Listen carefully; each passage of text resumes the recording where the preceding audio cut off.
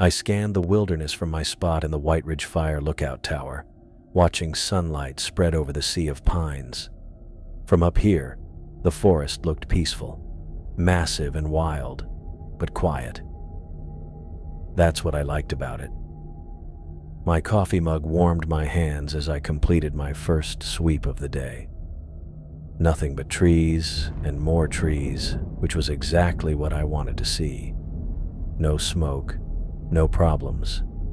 Just me and 20,000 acres of forest that I got paid to stare at all day. After Anna left last year, this isolation became more than just a job. It became a refuge. Our divorce papers had been finalized just 3 weeks before I accepted this posting. Perfect timing, really. While most people would lose their minds being stuck in a glass box on stilts for months at a time, I found it calming. Nobody asking how I was doing with that tone in their voice. Nobody suggesting maybe I should put myself out there again.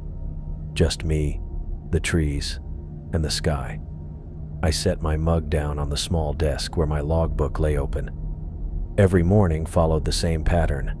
Wake up at 5, coffee by 5:15, first visual sweep by 6, radio check-in with Ranger Fleming by 6:30.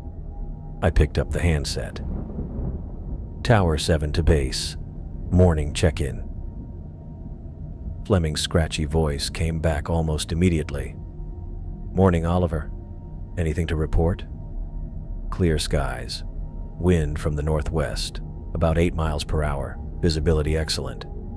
Good to hear. Stay sharp. That was it. No small talk. No wasted words. Fleming understood the value of silence, which was why we got along. I recorded the weather readings in my log, noting barometric pressure, humidity, and wind speed. The Forest Service liked their data, and I liked having something measurable to focus on. The temperature was climbing. My tower wasn't much, but after nearly 4 months, it felt like home. 364 square feet with windows on all sides, a small kitchen with a propane stove, a twin bed in one corner, a desk for my logs and maps, a table for meals and games of solitaire. The bathroom was cramped, just enough space to turn around in the shower. I spent the morning doing what I always did, watching the forest through my binoculars, sector by sector, looking for any hint of smoke or unusual activity. By noon, I'd made another entry in the logbook and eaten a peanut butter sandwich while standing at the window facing south. The afternoon passed like all the others before it. I read a few chapters of an old Western novel I'd found in the tower when I arrived. The previous lookout had left behind a small library of paperbacks with broken spines and yellowed pages. I'd worked my way through most of them already. As the sun sank, the forest glowed. This was my favorite time of day. I turned on my transistor radio, catching a classic rock station from a distant town where the signal faded in and out. Dinner was canned stew heated on the stove. I ate while watching darkness creep across the forest floor, switching on my small lamp when I couldn't see my food anymore. After washing up, I dealt myself another game of solitaire, red and black cards, sliding across the worn tabletop while Johnny Cash crackled through the radio's tiny speaker. Most people would call this lonely. But after the painful conversations and failed counseling sessions with Anna, silence felt like a blessing. Here, I didn't have to explain myself to anyone. Supply deliveries came once every 2 weeks. Ranger Fleming would drive up the service road with boxes of canned goods, fresh produce that would last maybe 3 days, and occasionally a small luxury like real coffee or chocolate. Those brief interactions were usually just business, checking equipment, going over protocols, handing off written reports. "You holding up okay, Oliver?" he'd asked during the last delivery, studying my face a little too carefully. "Never better," I told him and meant it. The only other person I saw regularly was Rain Harvey from Tower 5, about 7 miles northeast. She hiked over every couple of weeks, claiming she needed the exercise. though I suspected she just wanted to see another person. I didn't mind. Rain was easy to talk to, never pushed about personal stuff, and always brought homemade cookies that were worth any conversation. My days followed a routine: wake, watch, log, read, sleep. Sometimes I saw hikers on the trails below and tracked them with my binoculars, but they never approached my tower. The main trails all led east toward the lakes and campsites. On the morning of the 36th day of fire season, yes, I kept count, everything changed. I was making my first circuit of the morning, coffee in hand, when something caught my eye at ground level. Something that didn't belong. I set down my mug and grabbed the binoculars. Footprints, circling my tower. I blinked hard, thinking maybe I was seeing things, but when I looked again, they were still there. Small, barefoot human prints in the soft dirt around the base of my tower, creating an almost perfect circle. My first thought was kids playing a prank, but that made no sense. The nearest trailhead was miles away, and no one had driven up the service road. I would have heard a vehicle. These prints seemed to come directly out of the tree line, as if someone had stepped right out of the dense forest and walked around my tower. And why barefoot? The terrain out here would tear up unprotected feet in minutes. Pine needles, rocks, roots. I hurried down the stairs, taking them two at a time, and pushed open the door at the bottom. The morning air hit my face as I stepped outside, scanning the tree line for any sign of movement. Nothing stirred except birds and the occasional squirrel. The footprints were strange up close. They were small, like a woman's or a teenager's, and perfectly formed in the dirt. I crouched down to examine them. They appeared at the edge of the trees, with no sign of how the person had approached. They ended the same way, disappearing back into the forest as if the walker had melted into the pines. I stood up, the hair on the back of my neck standing up. This wasn't right.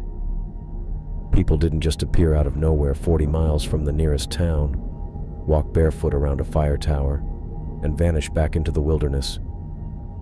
Back inside, I grabbed the radio. Tower 7 to base. Tower 7 to base. Come in. Nothing but static. Tower 7 to base. Fleming, you there? I've got a situation here. More static, with maybe the faintest echo of a voice buried in the noise, too distorted to make out. I tried again. Tower 7 to any station. I have unidentified visitor activity at my location. Please respond. The radio crackled uselessly. This happens sometimes. Weather conditions or equipment issues could cut communication for hours or even a day. But the timing couldn't have been worse. I went back to the window, looking down at those footprints. They bothered me more than they probably should have. Maybe there was a logical explanation. Maybe. I checked my service pistol in its lockbox. I wasn't supposed to carry it unless there was a specific threat, but right now, those footprints qualified as specific enough for me. I clipped the holster to my belt. Then I stood at the window for a long time, staring at the place where the prints vanished into the trees. I had a choice to make. I could stay in my tower, safe behind glass and wood, and wait for the radio to start working again. The reasonable, protocol-following choice. Or I could follow those prints into the forest and find out who or what had made them. The forest felt alive as I made my choice, the gaps between the trees now appearing as hiding spots. I followed the small barefoot prints into the forest, pushing aside low-hanging branches as I ventured deeper than my usual patrol routes. The weight of my service pistol pressed against my hip, not exactly comforting, but better than nothing. The morning air hung cool and still among the ancient pines, their massive trunks stretching upward like silent watchers. My radio crackled with static every few minutes. I tried calling base again, but got nothing but broken fragments of response. Great, Just what I needed while tracking mysterious footprints into uncharted territory. The footprints themselves made no sense. They were small, like a woman's or maybe a teenager's, and perfectly formed in the soft forest floor. What bothered me most was how direct they were. No wandering, no hesitation, just a straight line deeper into one of the oldest sections of White Ridge Forest. I checked my watch. Almost an hour since I'd left the tower. The rational part of my brain suggested turning back, reporting the tracks when communications cleared up. But something about their deliberate path pulled me forward. The trees grew more massive as I walked, giants that had stood for centuries. Light filtered through the thick canopy and dusty beams that barely reached the forest floor. My boots crunched over fallen pine needles and the occasional twig. The tracks I followed left no such sound behind, just perfect bare impressions in the dirt.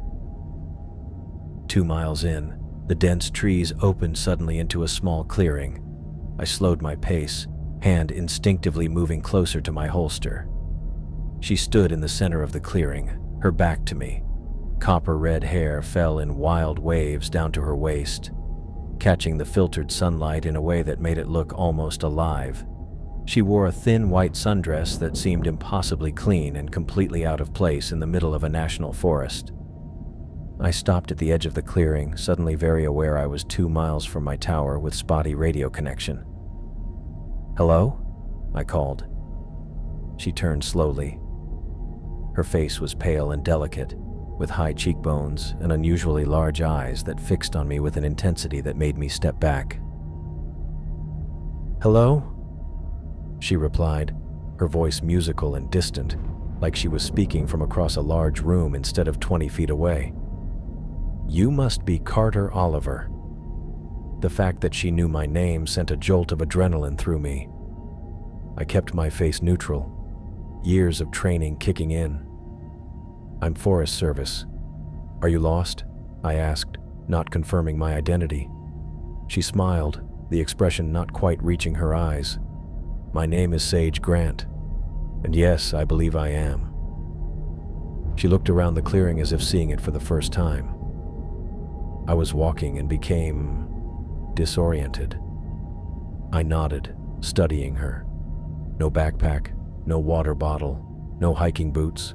Her feet were completely bare, and now that I looked closer, impossibly clean for someone who'd been walking through miles of forest floor. No dirt, no scratches, nothing. "How did you get out here, Ms. Grant? This area is pretty remote." "I walked," she said simply, as if that explained everything. "The forest called to me." "Right, one of those types. Probably some spiritual retreat visitor who wandered off trail. But that didn't explain how she knew my name, or how she'd walked miles in bare feet without a single scratch. Well, it's not safe out here alone. I can guide you back to my fire tower. From there we can arrange transport back to wherever you're staying. That would be kind, Carter Oliver." The way she emphasized my full name sent an involuntary chill through me. Nobody used my full name like that. It sounded wrong coming from her lips, like she was tasting each syllable. I gestured toward the path I'd come from. "It's about 2 miles that way. Can you manage in bare feet?" "Oh yes," she said, stepping forward with a grace that seemed almost choreographed. "I find the earth quite accommodating." We began walking back toward my tower, me leading a few paces ahead, her following with light steps that barely seemed to touch the ground. I kept glancing back, trying to understand how she navigated the rough terrain. Exposed roots, sharp stones, fallen branches, without any sign of discomfort or injury. "You live in that tower alone, Carter Oliver?" she asked after several minutes of silence. "It's my job," I replied, not liking how she phrased the question. "I'm a fire lookout." "A watcher," she said, her voice taking on an almost reverent quality. "You watch the forest all day from above. How interesting. It's mostly routine, I said. Weather readings, radio check-ins, scanning for smoke.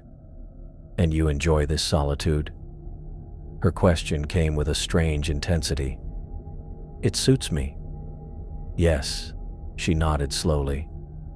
I can see that it would.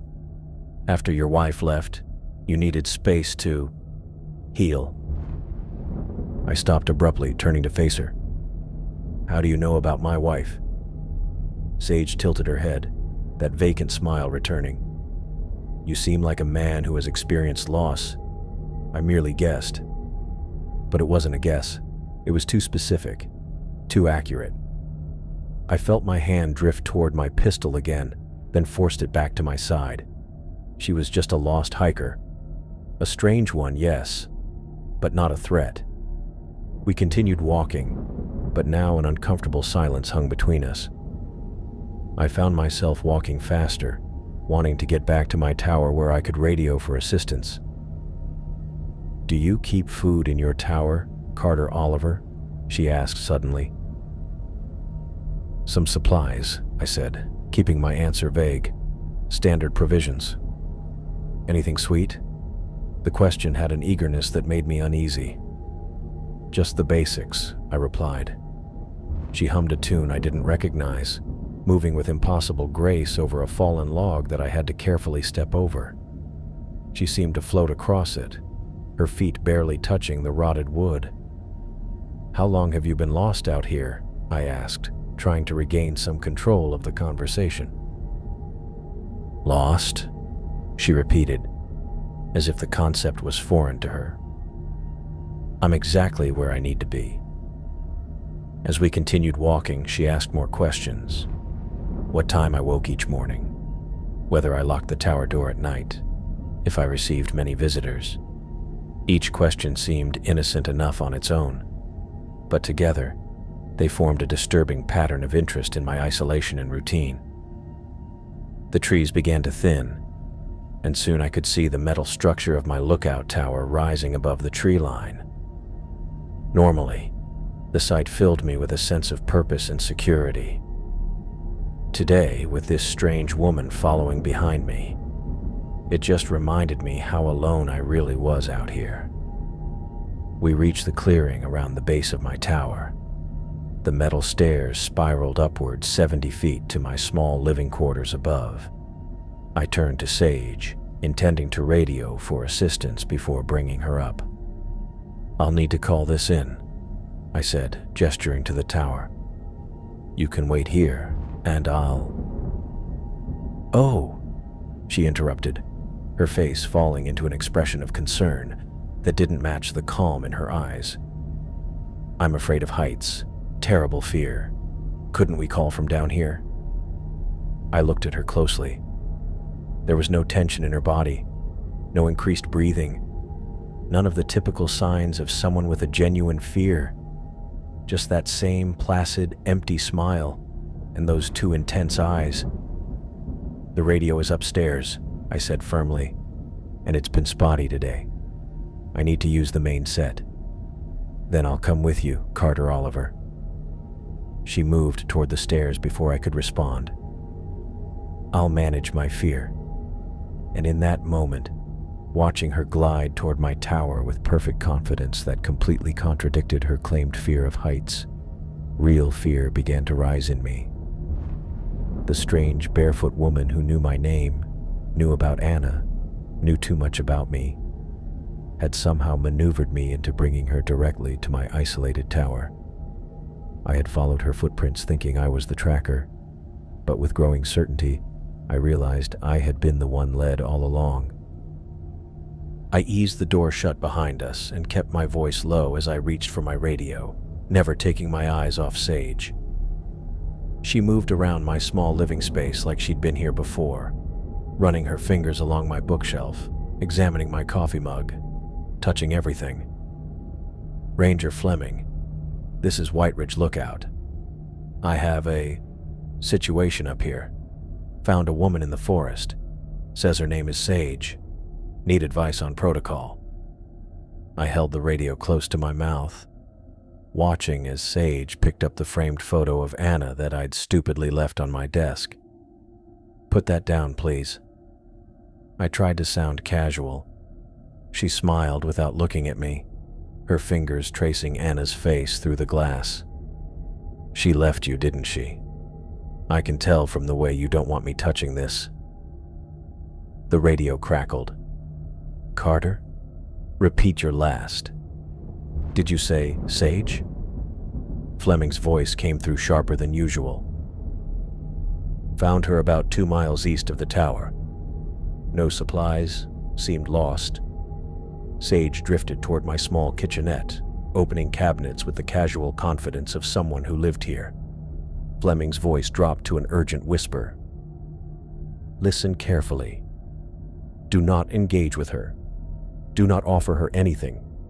Keep your distance until I get there. I'm 10 minutes out." "Copy that," I said, confusion mixing with the unease that had been building since I first spotted her. "She asked for water. Should I?" "No." Fleming cut me off. "Don't give her anything. I'm on my way." I set the radio down, noticing how Sage had gone completely still, her back to me as she stood at my kitchen counter. "Your friend sounds worried," she said, her voice light, but different somehow. "May I have something to drink? Something sweet, perhaps. I'd prefer that to water." "I don't have anything sweet," I said, remembering Fleming's warning. "Just water and coffee." Sage turned slowly. The pleasant lost hiker from the forest was gone. Her face had hardened into something ancient and knowing, her smile tight and humorless. "You're lying to me, Carter Oliver," she said, using my full name for the second time. "Everyone has something sweet. Sugar for coffee, honey for tea, syrup for pancakes." She took a step toward me. "You know why I'm here, don't you, Carter Oliver?" I backed up against my desk. "Look, my supervisor is coming. He can help get you back to wherever you need to go."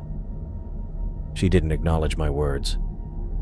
Her fingers trailed along the wooden walls as she moved, and I blinked hard, certain I was seeing things. Where her fingertips touched, the wood darkened, tiny wisps of smoke rising from perfectly formed scorch marks. "What the hell?" I whispered. The room heated up quickly, and I started sweating. Sage stopped in front of me, and I watched in horror as her eyes changed. The green irises expanded and darkened to black, swallowing the whites until her eyes were just 2 empty pits. "Where are the children, Carter Oliver?" she asked, her voice layered now with other voices beneath it. "You watch these woods. You must know where they hide." I pressed back against my desk, completely lost. "What children? There aren't any children in these woods." "Liar!" she screamed, the word exploding from her with such force that the windows rattled. The door burst open with a crash that made me jump. Ranger Fleming stood there, rifle raised, aiming directly at Sage's head. "Step away from him," Fleming ordered, his face a mask of controlled fury I'd never seen before. Sage didn't move, didn't even turn around. "Stephen Fleming," she said with a sigh that sounded almost fond. "You've gotten old." "And you haven't changed a bit, Daisy. Or is it Lily now?" Fleming's voice carried decades of hatred. She laughed, the sound beautiful and terrible at once. "It's Sage now, Stephen. You know how the seasons change me." She finally turned to face him. "Have you told your young watcher what happened to all the others?" I watched in horror as her skin began to ripple, like something underneath was trying to get out. Her fingers stretched, elongating impossibly, darkening to the color of bark, branching into twig-like appendages. "Carter, run!" Fleming shouted, never taking his eyes off Sage. "Ranger Station 6, go now!" My legs finally caught up with my brain. I bolted for the door, slipping past Fleming as he stepped into the room. You can't have him, too, I heard Fleming say as I reached the stairs. The first gunshot rang out as I hit the third step down. An inhuman shriek followed, a sound no human throat could make. I took the stairs 3 at a time, nearly falling twice. More gunshots echoed above me, punctuated by crashes and that terrible screaming. I burst out of the tower into the sunlight.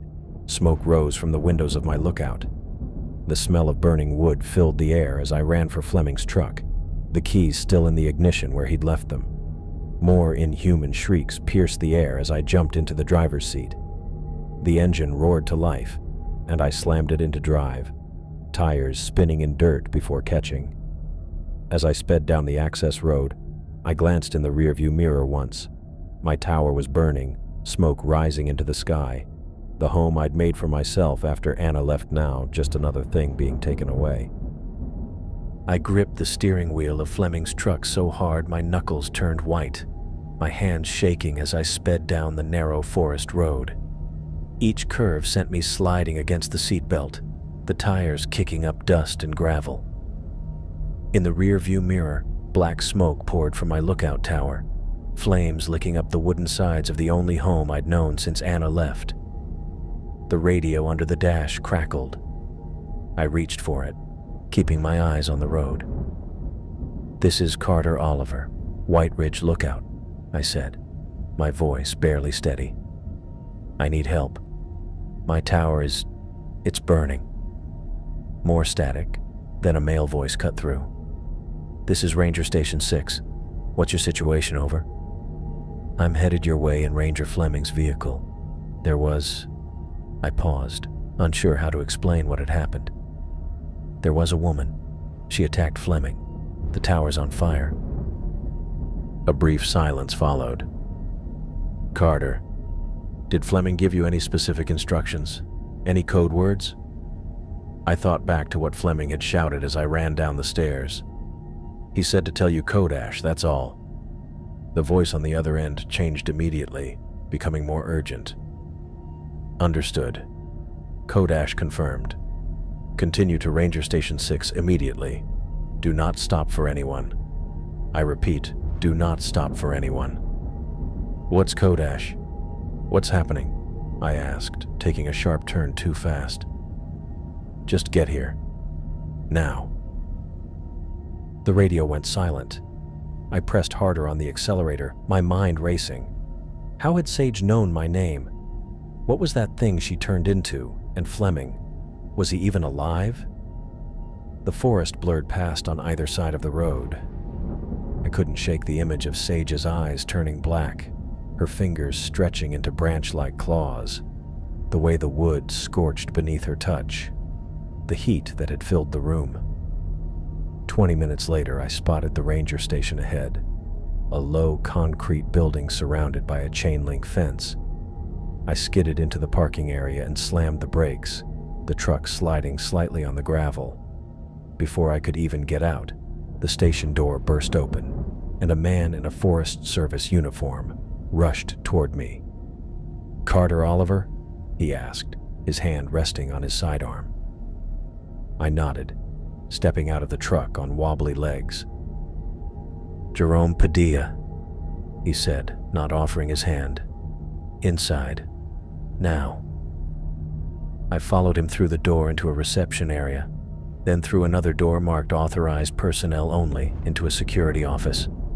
The walls were bare concrete, with a small reinforced opening high on one wall.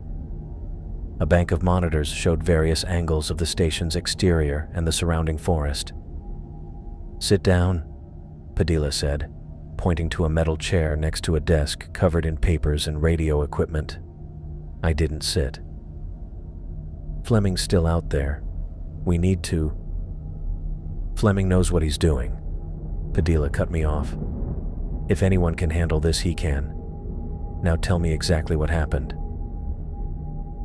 I paced the small office instead, stopping occasionally to look through the high window, where I could just make out a thin column of smoke rising in the distance, my tower still burning.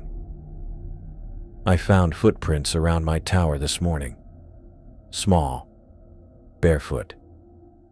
I followed them and found a woman in a white dress who called herself Sage.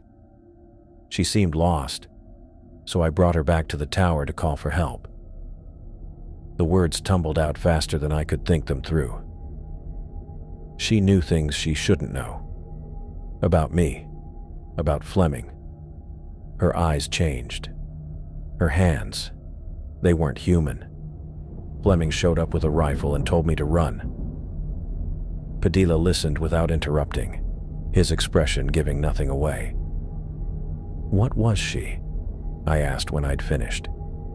He turned to a filing cabinet, pulled out a folder, and placed it on the desk without opening it. We call her the Widow of Whiteridge.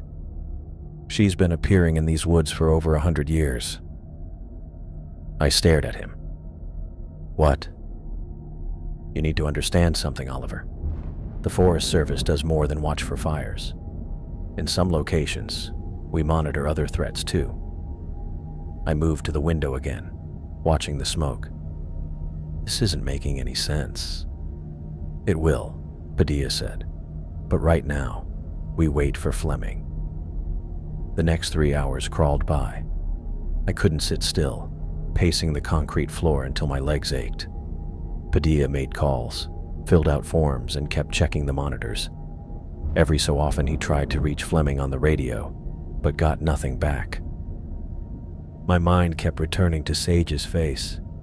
How normal she'd looked at first, standing in that forest clearing, and how quickly she'd transformed into something else entirely. The way she'd asked about children, the way Fleming had recognized her immediately. How many others?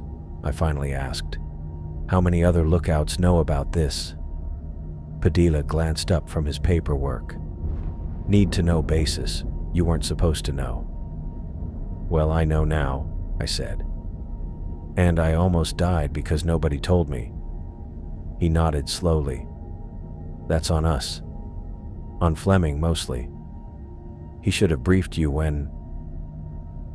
The door swung open. Fleming stood in the doorway, his uniform torn and bloody, a deep gash running across his forehead. His face was pale beneath streaks of soot, his eyes hollowed by exhaustion. She's gone for now, he said, his voice hoarse as he collapsed into a chair across from Padilla. Blood had dried along his jawline, and his hands were blistered with what looked like burn marks. Jesus, I breathed. What happened up there? Fleming closed his eyes for a moment. She wasn't happy about losing you. Burned half the tower before I got her out. I led her deeper into the forest, away from the road. You need medical attention, Padilla said, already reaching for a first aid kit on the wall. In a minute, Fleming waved him off. Oliver needs to know what he's dealing with. I stood with my back against the wall, watching Fleming dab at the cut on his forehead with a tissue. The Widow of Whiteridge, I said. That's what Padilla called her. Fleming nodded. That's one name. She has others. What is she? Something that should have moved on long ago. Fleming winced as Padilla cleaned his wound with antiseptic. Back in 1923, there was a lumber camp near what's now the East Ridge Trail. The loggers found a small Nishka settlement. There was a dispute over land boundaries. Fleming's voice dropped lower. It ended badly. 37 children disappeared into the forest during the violence. Some people say they were murdered. Others claim they just vanished. What does this have to do with her? I asked, trying to make sense of what I was hearing. A woman was seen running into the forest after the children. The loggers found her body 2 days later at the base of a lightning-struck pine. But that wasn't the end of her. Fleming looked up at me, his eyes bloodshot. She came back. First as whispers among the trees, then as sightings of a woman in white, always asking the same questions. About the children, about sweetness. Padilla handed Fleming a glass of water, which he drank in one long swallow. Over time, the stories became more consistent, Fleming said. She appears in a pattern, changing with the seasons. Lily in winter, daisy in spring, rose in summer, sage in fall. I felt a chill run through me. But she called herself Sage. It's summer. Fleming and Padilla exchanged a look. That's what worries us, Padilla said. Her patterns are changing. She's appeared earlier than usual this year. The logging operation near the old burial grounds probably triggered it, Fleming added. I tried to stop it, but he cut himself off with a grimace of pain as Padilla applied a butterfly bandage to his forehead. I sank into a chair, my legs suddenly unable to support me. This is insane. You're telling me some ghost or whatever is haunting the forest? Call it what you want, Fleming said. Spirit, echo, memory. She's real enough to kill. The word hung in the air between us. Kill. I thought of the gunshots I'd heard as I fled down the tower stairs, the inhuman shriek that followed. Has she... before? I couldn't finish the question. Fleming nodded slowly. Not everyone gets away. She targets the watchers specifically. Fire lookouts, rangers on patrol, anyone who observes the forest from a high place. Padilla pulled a folder from the desk and slid a photograph across to me. It showed a Forest Service ID card for a man with short black hair and a neat beard. Tyler Bowen, Lookout Station 7. Tyler radioed in a Kodash 3 weeks ago, Padilla said quietly. We haven't found him yet. I stared at the photo, remembering the Western novel I'd found on the shelf in my tower. The previous lookout had left it there. Tyler had left it there. Why the hell didn't you warn me? I demanded, anger cutting through my fear. If you knew this was happening, why put anyone in those towers at all? Fleming pressed his palms against his eyes. The towers need to be manned. Fires don't stop because we have other problems, and she doesn't come every year. We thought we had more time before she showed up this season. Tyler was the first sign something was wrong. And you just put me up in that tower anyway? I stood up, my hands balled into fists. Jesus Christ, Fleming. You were supposed to be safe, Fleming said. You were outside her usual hunting grounds. Well, clearly I wasn't, I shouted. Padilla stepped between us. What matters now is keeping you safe. She's fixated on you for some reason. What reason? I asked. What does she want from me? The same thing she wants from all of us, Fleming said. She thinks we know where the children are. She thinks we're hiding them. I remembered her words in the tower. Where are they? Where are my children?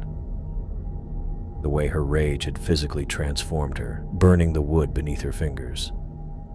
So I'm what, bait? A target? My voice cracked. What happens now? Now we move you somewhere safe, Padilla said. Away from the forest.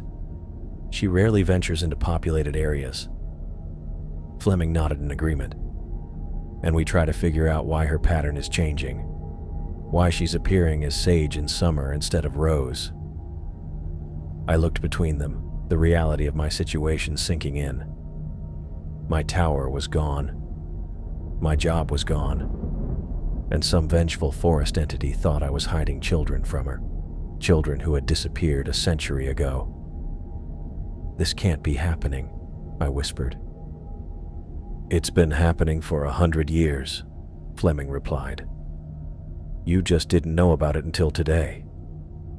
I thought of how comfortable I'd felt in that tower, how the forest had seemed like a sanctuary after my divorce. The irony wasn't lost on me.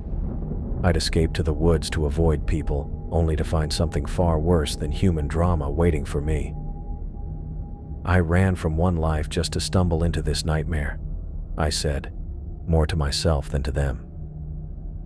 That's why she chose you, Fleming said quietly. The widow targets people who are already lost in some way. People watching and waiting. People like us. The smell hit me first. That sickly sweet decay that no forest animal produces. The search party had fanned out through the pines, calling Tyler Bowen's name into the green shadows for nearly an hour before someone shouted. I wasn't supposed to be there. Fleming had argued against it, but I'd insisted. I needed to see. I followed Fleming through the underbrush toward the cluster of rangers gathering beneath an ancient pine. The trunk was massive, roots bulging from the earth like veins. As I got closer, I saw what they'd found. Tyler Bowen looked like a museum exhibit, a mummy propped against the tree trunk, skin pulled tight over bone, eyes sunken into dark hollows. His mouth hung open in a silent scream. His Forest Service uniform was intact but hung from his frame like clothes on a scarecrow.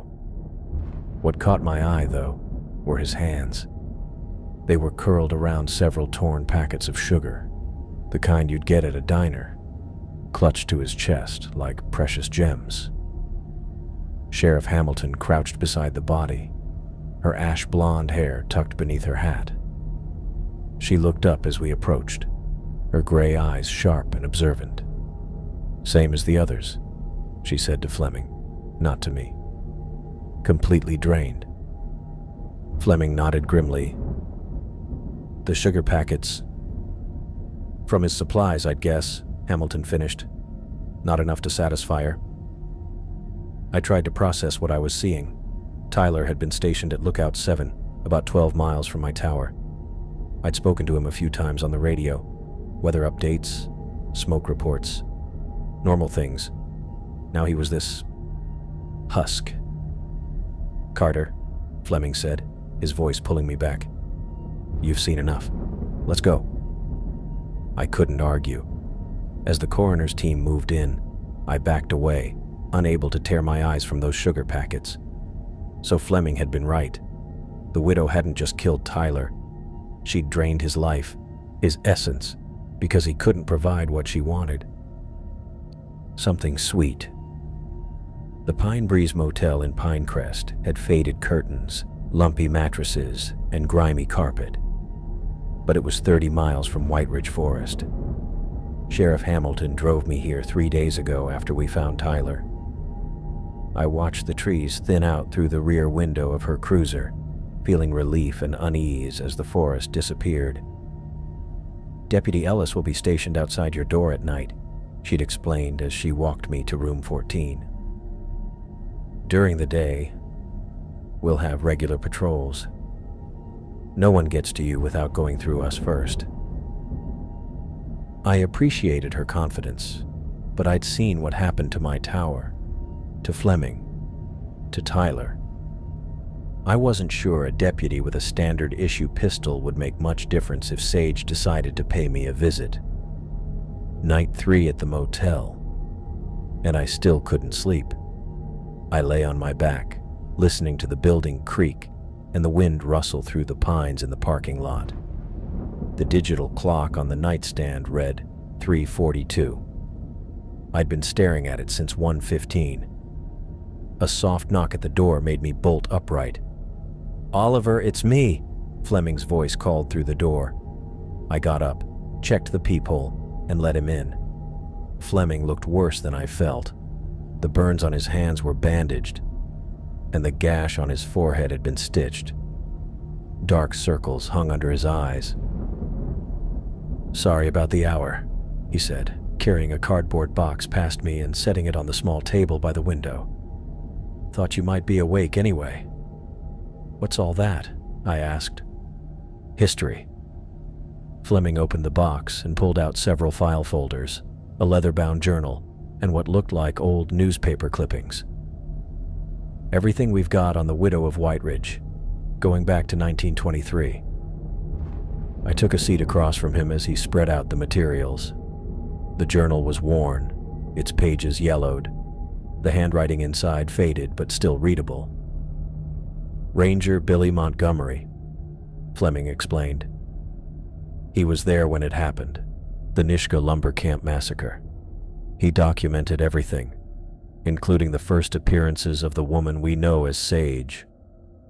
I picked up one of the newspaper clippings. The headline read, "Tragedy at Nishka Camp. 37 children missing, presumed dead." "She follows the same pattern," Fleming continued, pulling out more documents. "Every single appearance over 100 years.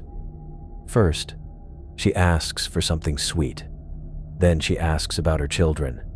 Then," he trailed off, "she burns everything," I finished. Fleming nodded. "But here's the thing. We've had survivors. Not many, but some." He pushed forward what looked like a typed statement. "Matthew Collins, 1952, forest surveyor.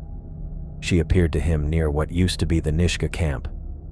Asked him for something sweet. He happened to have a jar of honey in his pack. He used to put it in his tea. And that worked. The honey bought him time, enough to get away while she was distracted." Fleming pulled out more statements.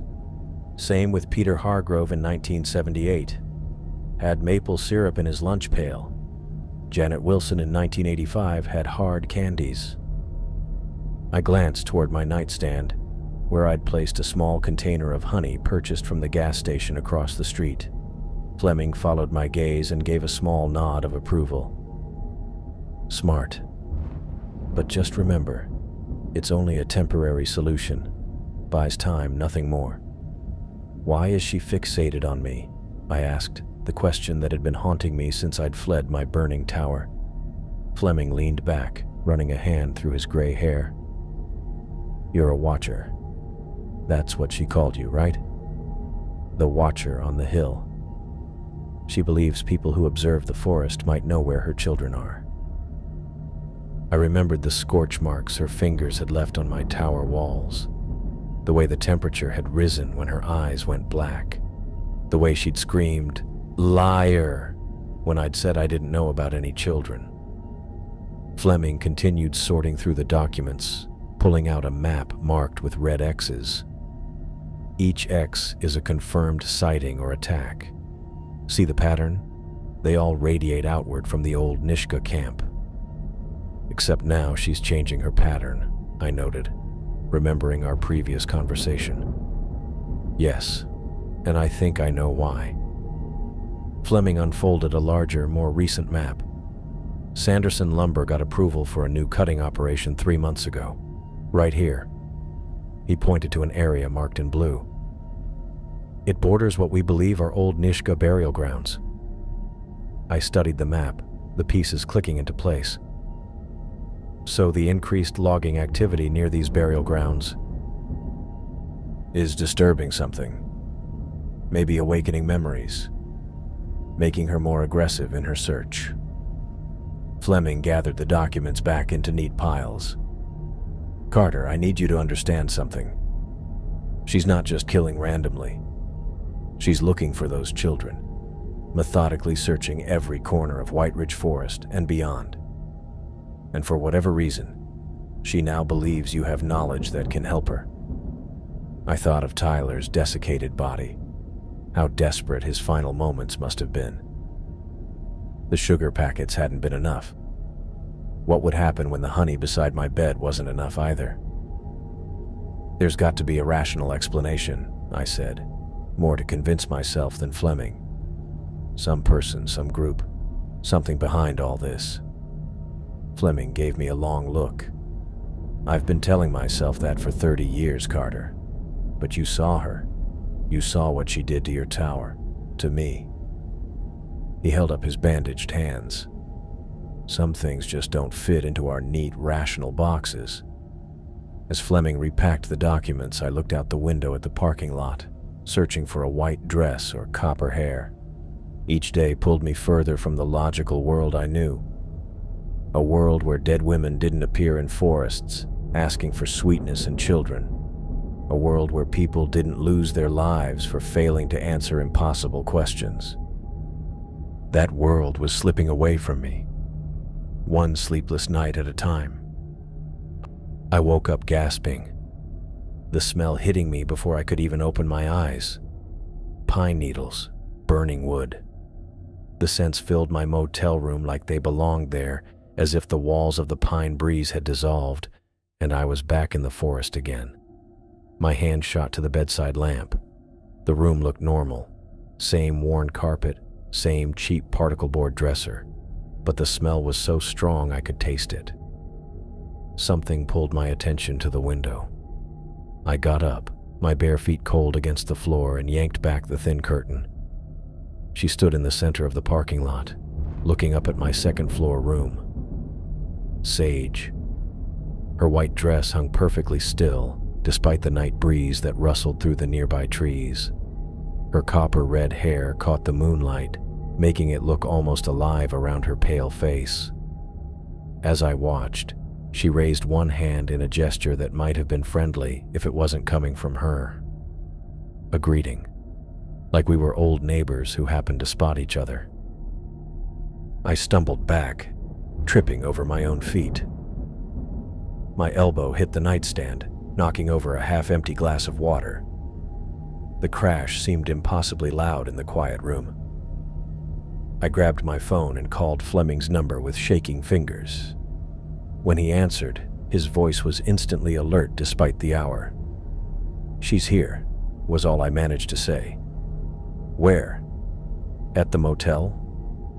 "Standing in the parking lot, looking right at my room." "Don't move. Don't talk to her. I'm calling Sheriff Williams now." Within 20 minutes, the motel was in chaos. Sheriff Williams arrived with 4 deputies, followed closely by Fleming in his truck. The night manager moved through the building, knocking on doors and telling guests to evacuate due to a situation. I watched from my window as bleary-eyed travelers in pajamas and hastily thrown-on clothes were escorted to their vehicles. A young couple argued with a deputy about getting their bags. An older man in a bathrobe refused to leave without his medication. Through it all, Sage remained motionless in the center of the parking lot, her gaze fixed on my window. "We need to get you out of here," Fleming said, appearing at my door with Sheriff Williams. Now. I had nothing to pack except the clothes Fleming had brought me days earlier. I stuffed them into a plastic shopping bag while Sheriff Williams kept watch at the door. "What happens when we go outside?" I asked. "We've got cars positioned to block direct sight lines to her," Williams explained. "Deputies will cover your exit. Move fast. Keep your head down." "Has she done anything?" "Just standing there," Fleming said, his bandaged hands fidgeting at his sides. "But that's more than enough." The hallway was empty as we headed to the back stairwell.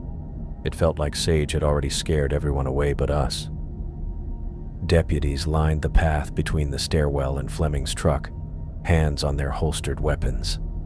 I kept my eyes down as instructed, but I could feel her watching me. Her gaze pressed against the back of my neck. "Get in," Fleming said, opening the passenger door of his truck. "We're heading to the station." As I climbed in, I made the mistake of looking up. Through a gap between 2 deputies, I caught a glimpse of her. She wasn't smiling, wasn't frowning, just watching with an intensity that made my skin crawl. I slammed the door shut. We spent the rest of the night at the ranger station, drinking coffee that tasted like burned plastic and waiting for updates from Sheriff Williams.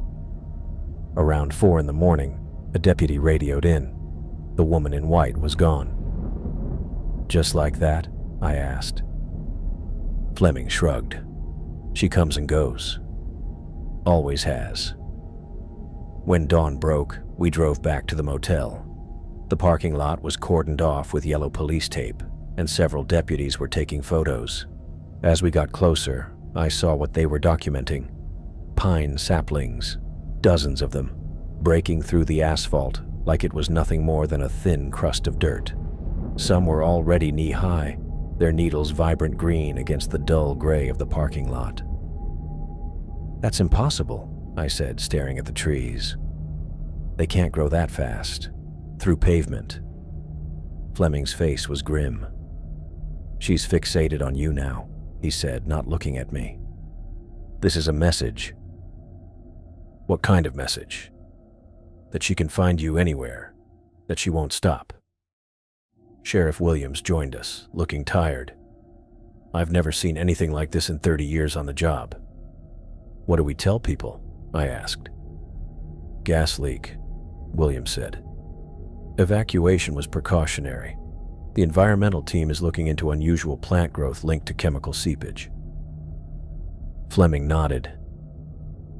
It'll work for now. But Carter can't stay here anymore. They talked about me as if I wasn't there. Williams said I needed to leave right away. Fleming brought up Seattle, far enough to be safe, but close enough if they needed me. I have a sister there, I said, the words coming out before I'd fully processed the thought. Mariah. I could stay with her for a while. Fleming looked relieved. Call her now. I'll arrange transport. The bus station was small and nearly empty when we arrived later that morning. Fleming handed me an envelope full of cash, a new prepaid phone, and a single jar of honey. Just in case, he said, nodding at the honey. Keep it with you, always. I tucked it into my bag next to the toothbrush and change of clothes he'd bought for me at the gas station mini-mart. How long do I need to stay away? Until we figure out what she wants, until she stops looking for you. He ran a hand through his hair. I'll call you when I know more. The bus was old, with cracked leather seats and windows that rattled as we pulled out of the station. I watched White Ridge shrink behind us, the forest rising like a green wall against the horizon. I felt a strange mix of emotions. Overwhelming relief to be leaving, but also an unexpected pull, as if the forest didn't want to let me go. As the bus rounded a bend, taking White Ridge out of sight, I could have sworn I saw a flash of white among the distant trees. A figure standing at the forest's edge, watching the bus drive away. The journey to Seattle took most of the day. I dozed off several times, jerking awake at every stop, half expecting to see Sage boarding the bus. By late afternoon, the landscape had transformed from forests and small towns to suburbs and finally, the city itself. Mariah was waiting at the station, worry etched across her face. She looked like our mother, same dark hair, same way of standing with her arms crossed when she was concerned. Carter, she said, pulling me into a hug. What happened? You sounded terrible on the phone. It's a long story, I said, which wasn't a lie. She drove us to her house in West Seattle, filling the car with cheerful chatter about her husband Rob and the kids, asking few questions about my situation. I was grateful for that. What could I say? That I was running from a supernatural entity who had been terrorizing the woods for 100 years. The guest room's all set up, she said as we pulled into the driveway of a modest 2-story house. Rob's making lasagna. The kids are excited to see Uncle Carter. I managed to smile. Thanks for taking me in. What are sisters for? She paused, her hand on the ignition.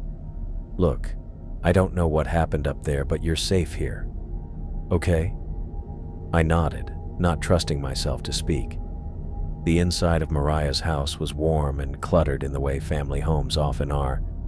Kids' toys scattered across the living room floor, mail piled on the counter, family photos crowding every available surface. Her husband Rob greeted me with a firm handshake and a beer, while my niece Emma and nephew Jake bombarded me with questions about living in a fire tower. Did you see any bears? Jake asked, his eyes wide with excitement. A few from a distance, I said, leaving out the more recent horrors I'd witnessed. Mom says your house burned down, Emma said. That's why you're staying with us. I glanced at Mariah, who shrugged apologetically. That's the simple version, yeah. It was the story we'd agreed on over the phone, that my lookout tower had caught fire, and I needed a place to stay while figuring out what was next. It was close enough to the truth without including the supernatural elements that would make me sound insane. Dinner was noisy and normal, exactly what I needed. Rob talked about his job at the software company. The kids argued about who would get the last piece of garlic bread, and Mariah kept refilling my wine glass with a knowing look. For brief moments, I almost forgot about Sage. Almost. Throughout the evening, I found myself drawn to the windows, my eyes scanning the small park across the street. The tree line there was nothing like the dense forest of White Ridge, just a few maples and one large pine, but I couldn't stop checking it for movement, for a flash of white. "You okay?" Mariah asked, catching me staring out the window for the third time while helping with dishes. "Yeah, just adjusting." She nodded, not pushing further. "It'll take time." That night, lying in Mariah's guest room, I felt both safer and more exposed than I had in weeks. Concrete and civilization separated me from the forest, but so did miles of open space that Sage could cross if she wanted to find me again. Within a week, I found a job as a night security guard at an office building downtown.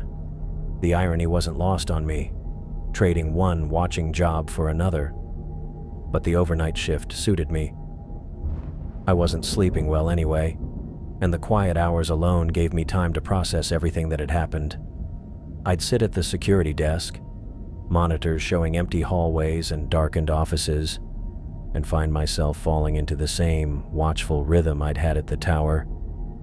Every shadow made me tense.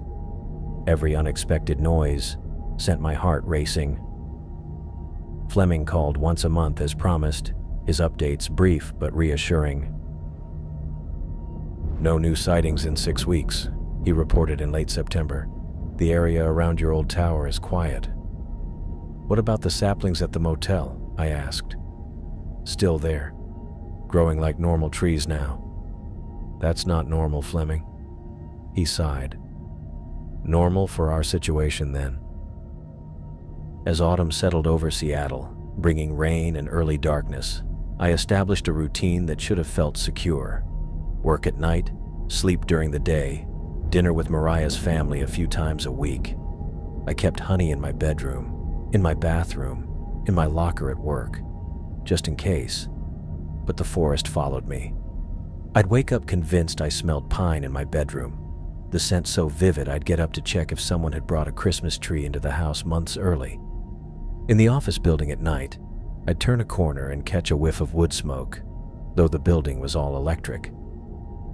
"It's just your brain playing tricks," Mariah said when I mentioned it, careful not to sound too concerned. "Trauma can do that." She was right. Trauma made more sense than a forest spirit following me to Seattle, but during my shifts, watching empty corridors on security monitors, I couldn't shake the feeling that I was still being watched, that I was still being hunted, that somewhere, Sage was still looking for her children, still convinced I knew where they were, still waiting for the right moment to ask me again. And when she did, I had no idea what I would tell her. October had settled over Seattle like a damp blanket, bringing with it a chill that crept through my jacket as I walked from the bus stop to my sister's house. I'd been living with Mariah for nearly 2 months now, and I'd established what should have been a comfortable routine. Wake up at noon, research on my laptop until dinner, then head downtown for my night shift as a security guard at the Westlake Tower.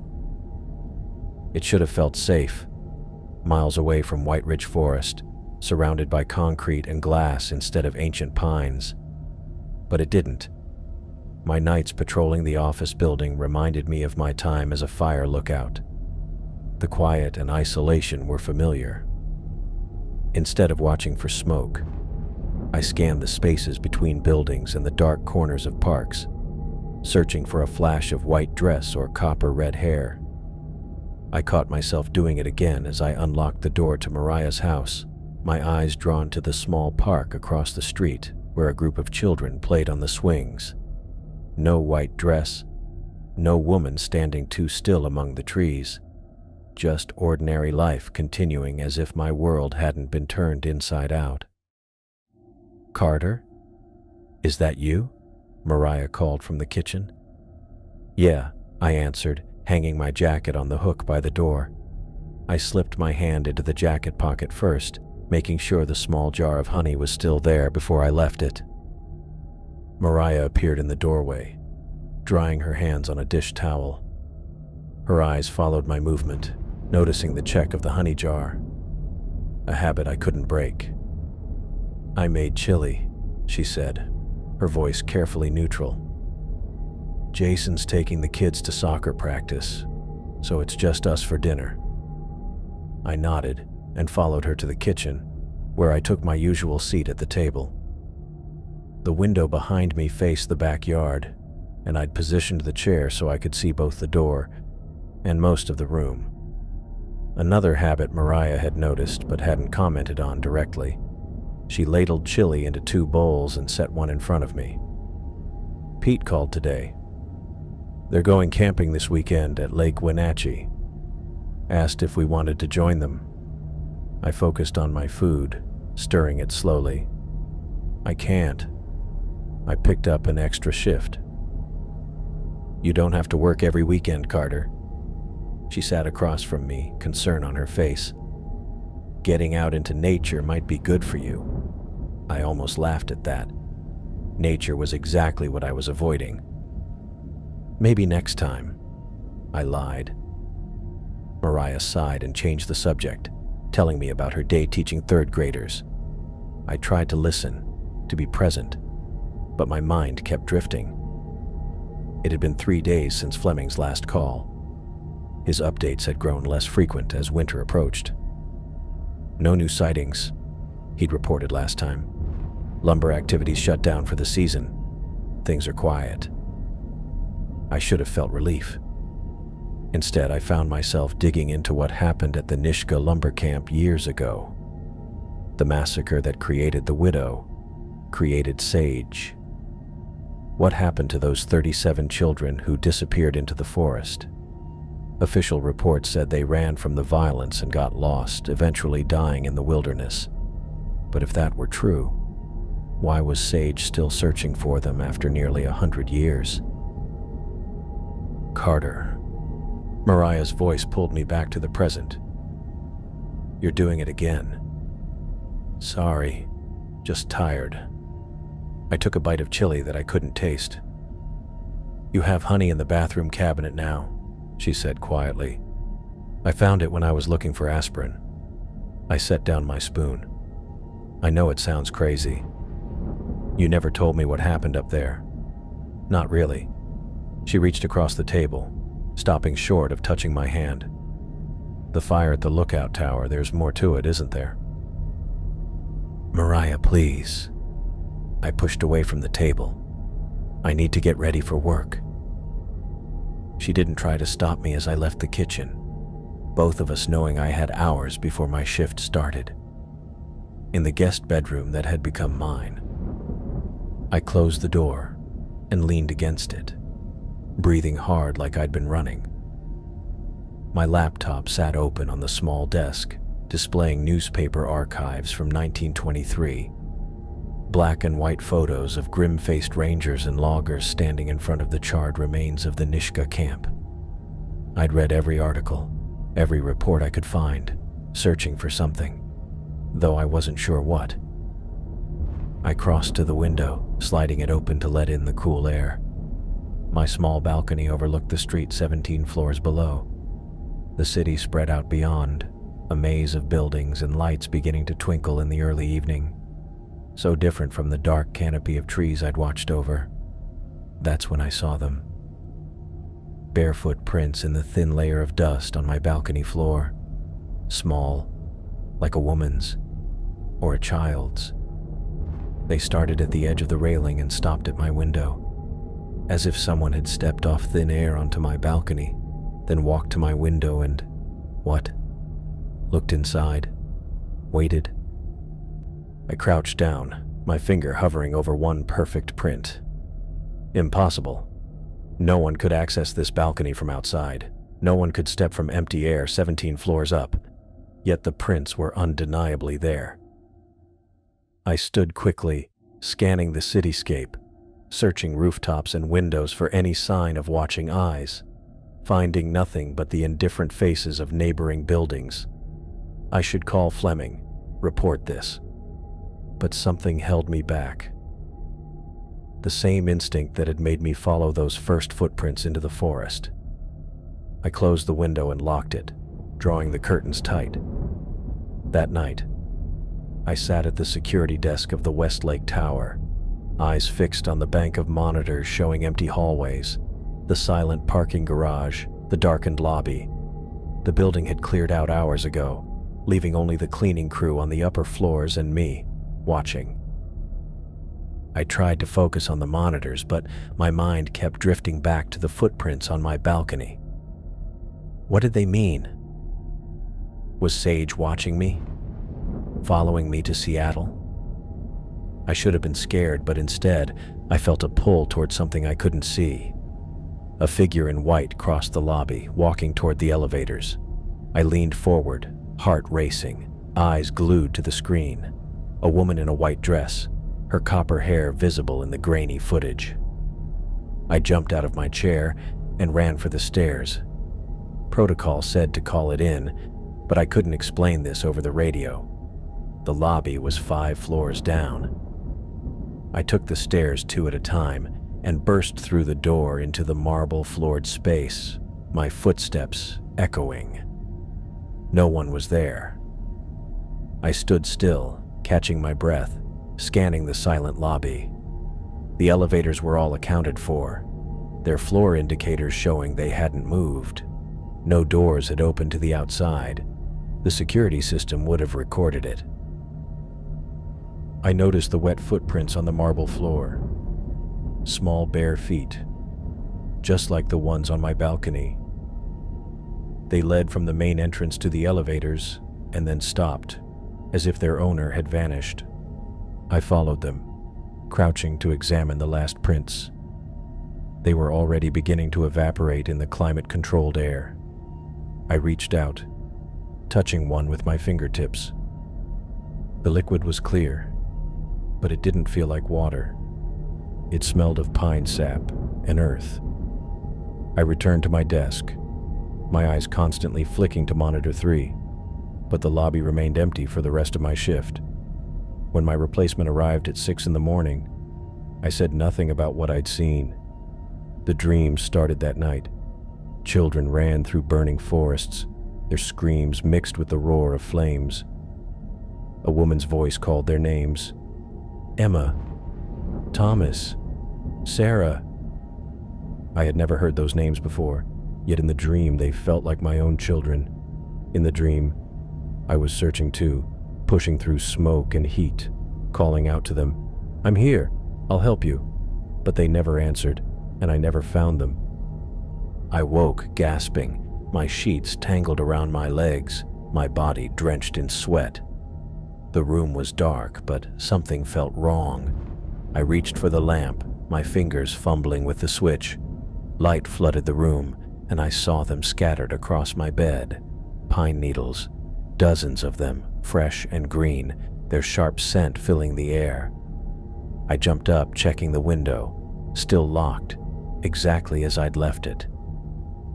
The door to my room was closed. There was no way these needles could have gotten here. Yet they had.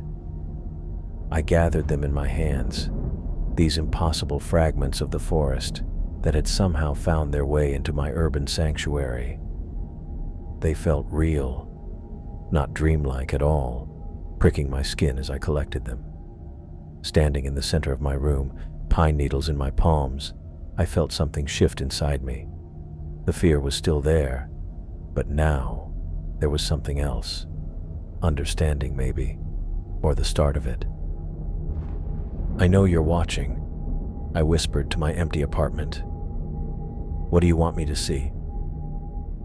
The package arrived on a Tuesday morning, a plain brown cardboard box sitting on Mariah's doorstep with only my name written across the top in black marker. No return address, no postage marks, nothing to indicate where it had come from or who had delivered it. I picked it up, surprised by its weight, and brought it inside. I set it on the kitchen table and cut through the packing tape with a knife from the drawer. The cardboard flaps opened to reveal several leather-bound journals nestled in crumpled newspaper. They looked old, the covers worn at the corners, the pages yellowed and rippled with age. A folded note rested on top. I opened the note and recognized Jerome Padilla's handwriting immediately. Carter, found these locked away in a storage room at Station 6 while cleaning up after that mess with the tower. They belonged to Ranger Billy Fisher, dated 1923. Thought you should see them, especially given recent events. Be careful. Jerome. I lifted the first journal out of the box, running my fingers over the cracked leather cover. The date 1923 was stamped in faded gold lettering on the spine. I opened to the first page, where neat, precise handwriting filled the lined paper. January 12th, 1923. First day at White Ridge Station. The forests here feel different from my last posting, older, somehow more aware. I spent the rest of the day reading, barely moving from the kitchen table. Mariah came home, asked about the package, but I gave her vague answers. Something about research materials for a writing project. She didn't press, but I caught her worried glances as I remained fixed in place, turning page after page of Billy Fisher's journals. Days passed, and I couldn't tear myself away from Fisher's accounts. I called in sick to my security job. I stayed up until dawn reading, then slept fitfully for a few hours before returning to the journals. Mariah brought me food that I barely touched. The world outside the pages of these journals seemed less real than the one Fisher described. What I found in those pages contradicted everything Fleming had told me. According to Fleming, the widow of White Ridge, Sage, was a vengeful spirit seeking retribution for the massacre at the lumber camp. But Fisher's journals told a different story entirely. April 3rd. Made contact again with the woman in white near the eastern ridge. One entry read, "She approached but did not threaten. Asked about children, not in anger but in desperation. 37 children from the camp fled into the forest during the violence. None have been recovered, despite 3 weeks of searching. The woman believes they are still alive, somewhere in these woods." I flipped through more pages, finding detailed maps of search areas, lists of the missing children's names, and notes on the strange occurrences that had begun to plague the forest. May 10th. Henderson quit today. Claims he heard children singing in the trees when he was alone on the North Trail. Says the woman in white appeared and reached for him, but she wasn't attacking. She was pleading. I believe him. The more I read, the clearer it became. Sage wasn't seeking revenge. She was searching, desperately, frantically searching for 37 children who had vanished into the forest during the massacre. I pulled out a notepad and began making my own notes, correlating Fisher's accounts with what I knew from my time in the lookout tower. The pattern of appearances, the fixation on high places like the tower. It made sense if she was searching. Watchers could see farther, could help locate what was lost. June 22nd, Fisher wrote, "Another encounter with her today.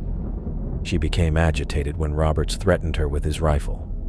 She burned a small clearing, but I noticed she never harmed him, even when she could. Her violence seems defensive or a sign of frustration. She is not malevolent. She is grieving." The most compelling entries came in late summer, when Fisher began developing his own theories about the missing children. August 15th. I believe I understand what's happening. The children who fled into the forest that night never came out. Not because they died, but because they've been changed by the same forces that maintain the widow's existence. The forest has taken them in some way I cannot yet comprehend. Their bodies may be gone, but something of them remains, bound to these woods. Fisher's handwriting grew more frantic in these later entries, his typically neat script becoming hurried and slanted across the page. September 2nd. Left offerings today at the stone circle near the old camp. Honey and maple syrup in small clay bowls. Stood back and waited. Just before dusk, heard what sounded like children laughing among the trees. Caught glimpses of movement, small figures darting between the pines. They're still here.